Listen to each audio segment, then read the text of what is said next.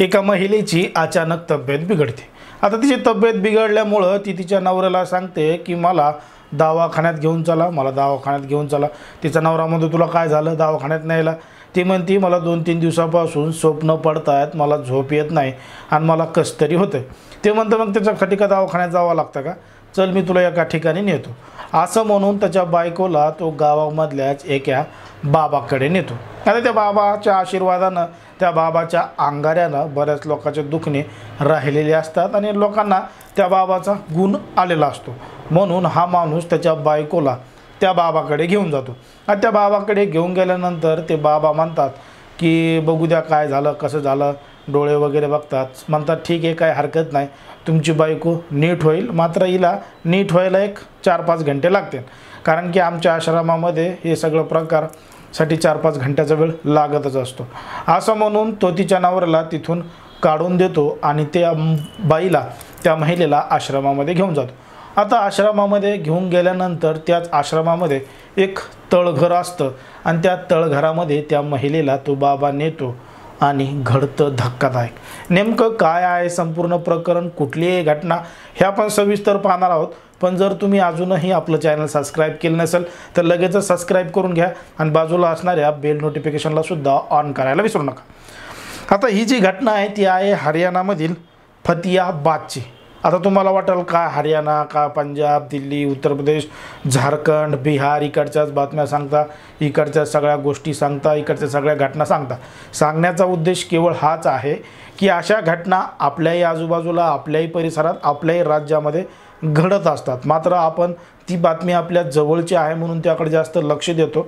त्यामुळे अशा ज्या घडणाऱ्या घटना असतात या घटनेमधून आपण शिकलं पाहिजे आणि आपण सुद्धा सावध राहिलं पाहिजे।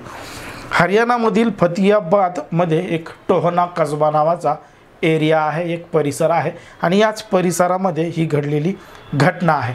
एका महिलेला 2-3 दिवसापासून म्हणजे तिला त्रास होत होता, तिचं दुखत होतं आणि ती तिच्या नवऱ्याला वारंवार म्हणायची की मला दवाखान्यामध्ये न्या, मला कसं तरी होतं।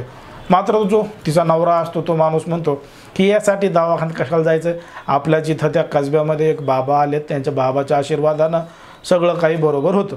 आणि मग त्या महिलेला घेऊन तो त्या आश्रमामध्ये जातो। आश्रमामध्ये घेऊन गेल्यानंतर ते बाबा फक्त त्या महिलेलाच आतमध्ये नेतात आणि तिच्या नवऱ्याला घरी जायला सांगतात। आता आतमध्ये नेल्यानंतर तिला एका ठिकाणी बसवलं जातं, तिच्यासमोर काहीतरी असं एखादं पुस्तक दिलं जातं आणि तिला सांगितलं जातं आता हे वाच। आता ती वाचत असते। त्या अगोदर तिला ते बाबा काहीतरी त्यांचं ते जल असतं ते तिला पिण्यासाठी देतात, तिच्या अंगावर 1-2 झाडू मारतात आणि तिला सांगतात हे औषध पे आणि हे लिहिलेलं वाच। आता ती महिला ते दिलेलं जे पुस्तक होतं ते वाचत असताना ती त्याच्यामध्ये एवढी गुंग होती आणि वरून हे तिच्या डोक्यावर हात ठेवून काहीतरी मंत्रोपचार करतात। आता हे सगळं करत असताना ती महिला एकदम गुंग होते आणि ती एका नशामध्ये जाते आणि ती बेशुद्ध म्हणजे एकदम गुंगीमध्ये जाते। आता गुंगीमध्ये गेल्यानंतर जो बाबा आहे तिच्यासोबत तिचे सगळे कपडे काढतो आणि तिच्यासोबत नको ते कृत्य करायला सुरुवात करतो। आता ती फुल नशेमध्ये आहे, तिला काहीही सुधरत नव्हतं, तिला काही सूध राहिलेली नव्हती। आता त्याच अवस्थेत तिच्यासोबत तो सगळा प्रकार करतो आणि जोपर्यंत त्याचं मन भरत नाही तोपर्यंत तो बाबा त्या महिलेला सोडतच नाही आणि त्या बाबाचं नाव असतं जलेबी बाबा। कोण असतं? जलेबी बाबा। जलेबी बाबा जोपर्यंत त्याचं मन भरत नाही तोपर्यंत त्या महिलेला सोडत नाही। काही वेळानंतर त्या महिलेला जेव्हा जाग येते, ती शुद्धीवर येते, तेव्हा तिला घडलेला सगळा प्रकार लगेचच लक्षात येतो की आपल्यासोबत नेमकं काय घडलं। मग ती त्या बाबाला विचारते तुम्ही माझ्यासोबत काय केलं, असं तुम्ही का केलं, असं ती ओरडू त्याला विचारू लागते। तर ते बाबा म्हणतो जास्त आवाज करू नको आणि जास्त शहाणपणासुद्धा करू नको, ही गोष्ट जर तुझ्याशिवाय माझ्याशिवाय बाहेर कोणाला कळाली तर नक्कीच याचे परिणाम खूप वाईट होऊ शकतात। आणि हे बाबा जे ते नको ते कृत्य करत असतो त्याच वेळी या सगळ्याचं ते शूटिंगसुद्धा एका कॅमेऱ्याद्वारे करायचा आणि तो व्हिडिओ त्या महिलेला त्याने दाखवतो आणि म्हणतो, हे बघ, हे सगळं आता कॅमेऱ्यामध्ये शूट झालं आहे आणि जर तू कोणाला ही गोष्ट सांगितली तर तुझे व्हिडिओ व्हायरल करीन. या अगोदरसुद्धा कित्येक महिलांसोबत मी असंच केलं आहे, मात्र आत्तापर्यंत माझ्या विरोधात जाण्याची कोणीही हिंमत केली नाही आणि तूही करू नको, त्याचे खूप वाईट परिणाम होतील. आता असं म्हटल्यानंतर ती महिलासुद्धा घाबरते आणि तिथून निघून जाते. तिथून निघून गेल्यानंतर इतर ज्या महिला होत्या त्यांच्यासोबतसुद्धा अशाच पद्धतीनं झालं होतं. त्यांनी आत्तापर्यंत कुठलीही तक्रार त्या बाबाच्या विरोधात, त्या जिलेबी बाबाच्या विरोधात दिलेली नव्हती, म्हणून त्या जिलेबी बाबाची डेअरिंग अशाच पद्धतीनं वाढत जायची.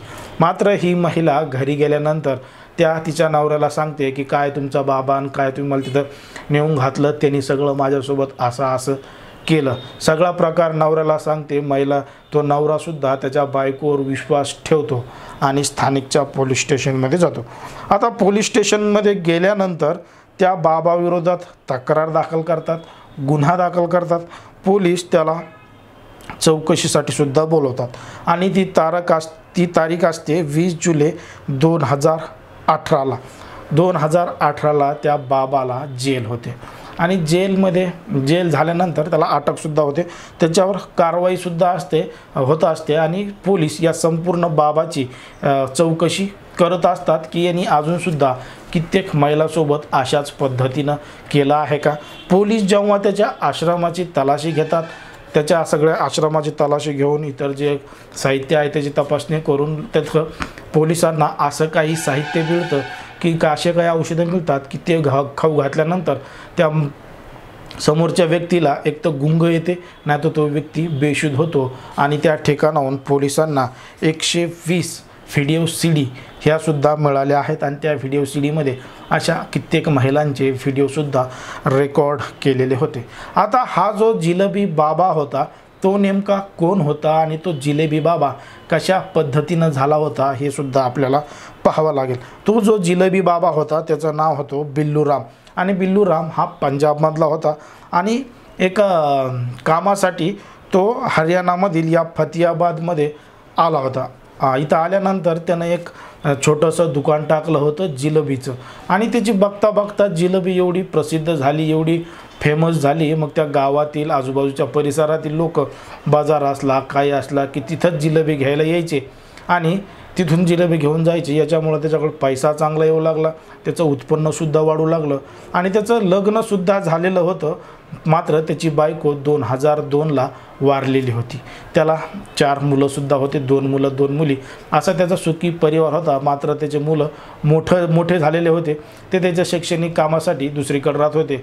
मात्र हा इकडं कामधंदा करून जिलेबीचं दुकान टाकून चांगले पैसे कमवायचा आणि त्यांच्या मुलाची परवरिश म्हणजे त्यांना तो सांभाळायचा. मग हे सगळं करत असताना त्याला काही लोकांच्या मार्फत अशी सुद्धा माहिती मिळते की अशा ठिकाणी अशा पद्धतीचं शिक्षण दिलं जातं. मग ते काही लोकांचं ऐकून काही दिवस या गावामधून तडीपार होतो, म्हणजे गायब होतो आणि गायब झाल्यानंतर 5-6 महिन्यानंतर एका साधूच्या वेशामध्ये जिलेबी बाबा म्हणून त्याच गावामध्ये येतो.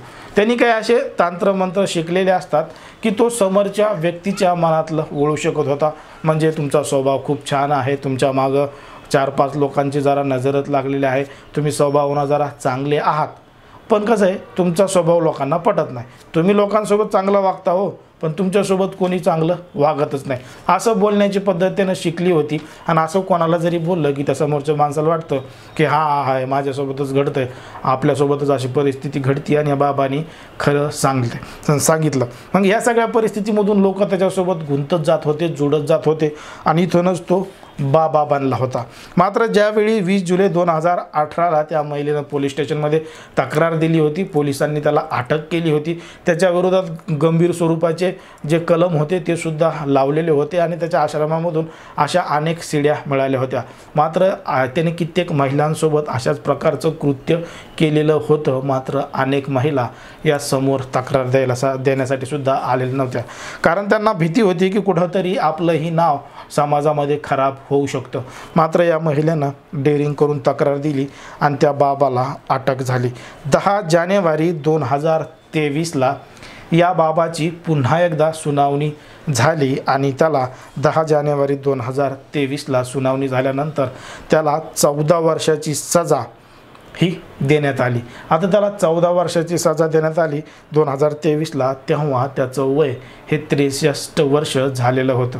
त्यांनी या अगोदरसुद्धा जामिनासाठी अनेक वेळा अर्ज केला होता, मात्र त्याच्यावर जे दाखल केलेले गुन्हे होते, कलम होते, त्याला लावलेले, त्यांनी असं काही कृत्य केलं होतं की जर याला समाजामध्ये सोडलं असतं तर यांनी परत एकदा समाजामध्ये अशाच प्रकारची विकृतीचं काम केलं असतं आणि अनेक लोकांना, अनेक महिलांना फसवलं असतं.